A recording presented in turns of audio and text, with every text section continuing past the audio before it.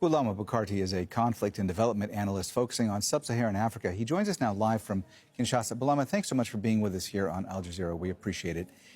How do you think Muhammadu Buhari will be remembered, and what do you think his legacy will be?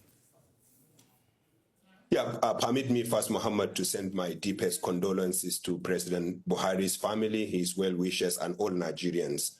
It is a moment of national reflection for all of us.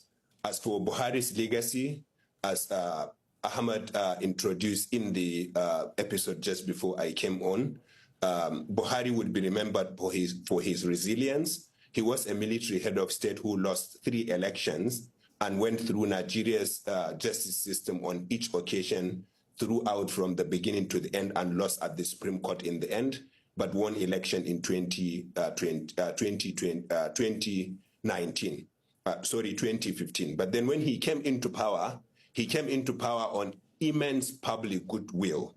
Nigerians saw him as a leader who was disciplined, who was austere, and who was going to bring change. Unfortunately, as his time in office rolled on, hopes started to be dashed and Nigerians started to see no change happening.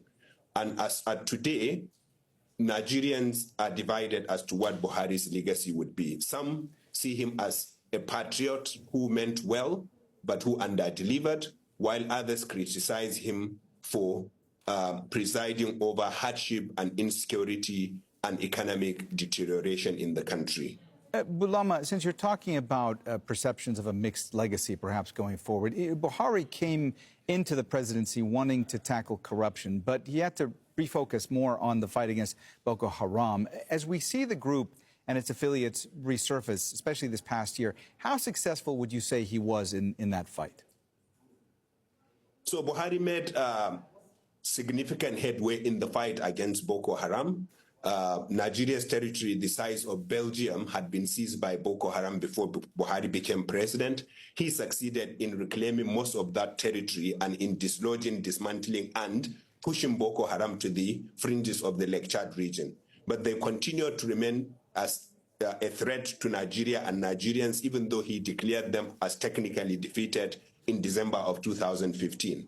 But while Buhari was making gains in the fight against Boko Haram, 2 other insecurity situations deteriorated in 2 different parts of Nigeria.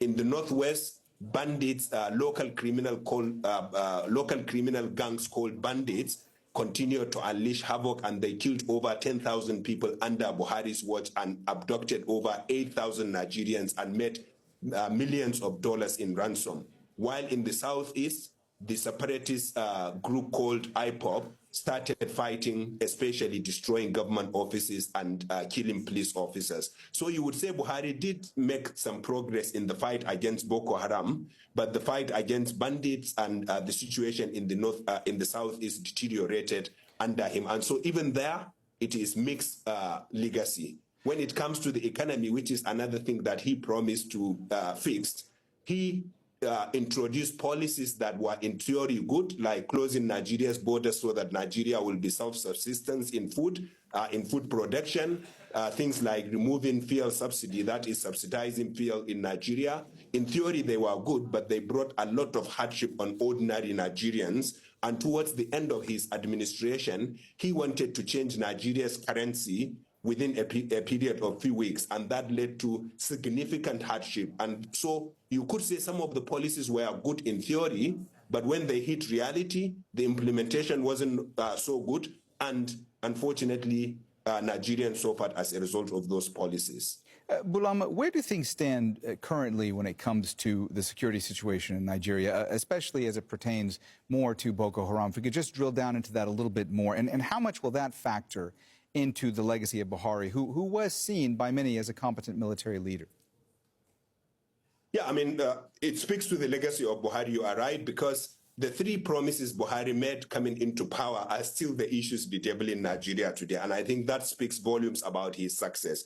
Insecurity, fixing Nigeria's economy and youth unemployment, and fighting corruption. So you could say it is the economy, insecurity, and youth and anti-corruption, and all of them continue to bedevil Nigeria. Boko Haram continues to remain a significant threat, especially its faction, which is affiliated to ISIS, that is called the Islamic State West Africa Province, or ISWAP. But also, like I said, there are insecurity situations in other parts of Nigeria. And in the first 2 years of the current president's administration, President Bola Tinubu's administration, at least 19,000 Nigerians were killed by these groups, and thousands were abducted by those groups, and ransom was extorted. So that problem continues. Nigeria's economy continues to deteriorate. Nigeria is no longer the biggest economy in Africa, and inflation is continuing in double digits in Nigeria under this administration, as it happened under Buhari.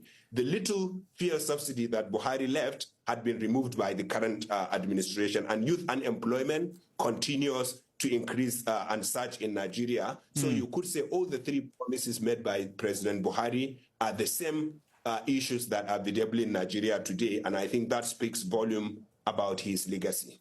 All right, Bulama Bukarti, conflict and development analyst focusing on sub-Saharan Africa. Thanks so much for joining us here on Al Jazeera. We appreciate it. Thank you.